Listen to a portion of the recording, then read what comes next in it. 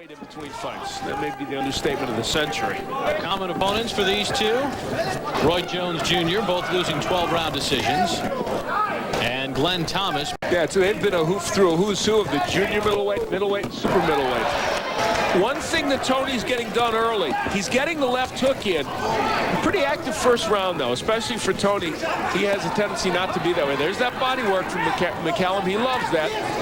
A little left hook from McCallum. I told McCallum when he's on the inside, don't just stand in front of Tony. You got to take a step to the left. Fights you. If you don't take a step to your left when you throw your left hook, you'll never land, as evidenced by round one. There's a shot. Left hand by Tony. The left hook is there for Tony whenever he wants to throw it. Because Mike McCallum is really dropping his punches. He has a habit of doing that. That's maybe the one chink in his armor as a fighter. He's got a good left hook, though. It's the punch that knocked Donald Curry flat when they fought. Lights out, Tony, for the vacant WBU Cruiserweight Championship. And good action to start round number 3. Mike McCallum, former 3-time world champion, has been in with 11. Sure is. It's just amazing. Some people can and some people cannot. When it comes to longevity by Tony, see McCallum again just digging to that body. That's why he's called the Bodysnatcher. Counter left from Tony. Whole rounds and end up throwing fights away. Tony is like that. The right hand from Tony. Back comes McCallum. Tony just looking at when he threw a low blow.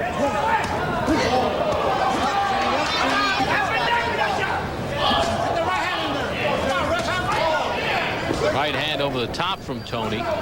In this round, James Toney, one of the very best referees in boxing today. Nice right hand by McCallum.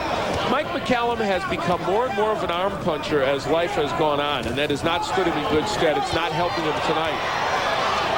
Tony working the body.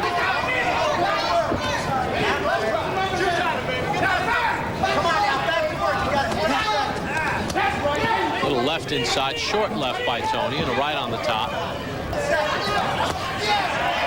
Final 10 seconds of round 5. His 2 fights previously with Tony.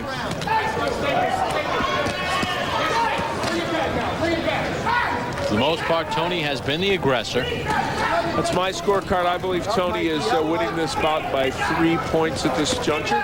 There's the double left hook. He might knock Mike McCallum out.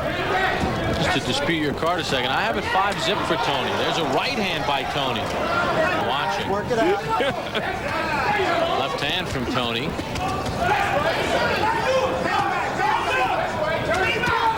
And, you know, Tony's doing a very smart thing.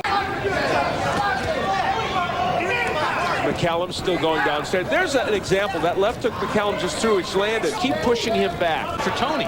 Yeah, and he said, you know, he said, I left Tony not on... Championship fights went 15 rounds. Yes, it's true. Tony's not the kind of guy who will walk in, take a step to his left, dip down, and just crank up hooks. If he were to do that, he would win this fight. Sean McCallum snapped the head of Tony back with a combination. There's the hook again by James Toney. In these middle rounds. And he's always had a habit of pushing his punches, and he's doing it even more so, not throwing solid. That's a good way to put it. Not spectacular, but solid. Round number 7 coming to an end. The pace picks up, scheduled for 12. Tony McCallum. Here's where James Toney, cranking up the left hooks, landed that one, glanced off the head of Mike McCallum, but pushed him back enough to get some things done.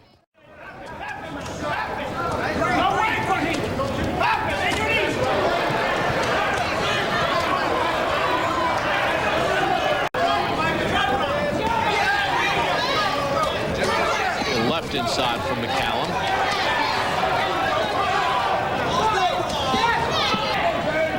Now here's a round. This is a classic James Toney round. He's taking this round off. He might even be giving it to McCallum. He has just decided, I'm not going to do too much in this round. It's vacant. Mike McCallum and James Toney in quest. That is the end of round number 8. Caused that cut. Probably a left hook by James Toney. No, right hand, excuse me. Usually it's a left hook. Let's see if this changes.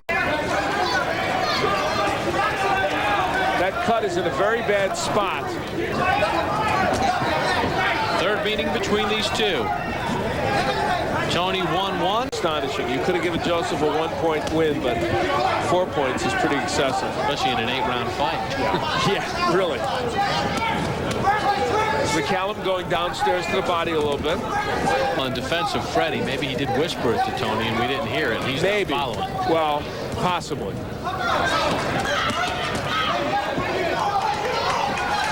Because when he's used it, Won. And on top of all that, the man is cut on the right eye. Every time you throw a hook, it's going to land on that cut. The judges may or may not agree with him. Counter right by McCallum after he ate as much as we might. Talk about these late rounds. They've both been there, done that. Go past the 8th round. Good hook to the body from Toney. Good body work by Toney, and I think that really stunned. Doesn't look like he is hurting him to me, but again, oh, nice right by McCallum. Yeah, that one landed. That caught somebody's attention, and a little left from McCallum as well.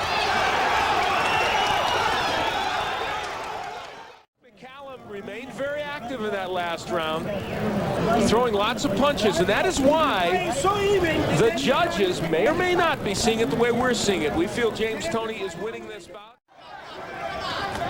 Almost 1 minute gone by in the 12th and final round.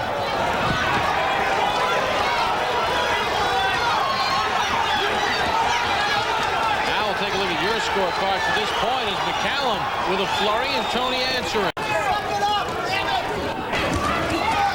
1 minute to go in the 12th and final round. The vacant WBU Cruiserweight Championship. Urgency at ringside here that leads you to believe that a lot of people think this is a very close fight. Most important people were to the judges. All that counts. There's the left hook again from Toney and a right. And he rips a hook to the body. Give Mike McCallum credit. Toney, McCallum 3 ends with a series of rights from each. We'll find out who the winner was. And WBU Cruiserweight Champion of the World, James Lights Out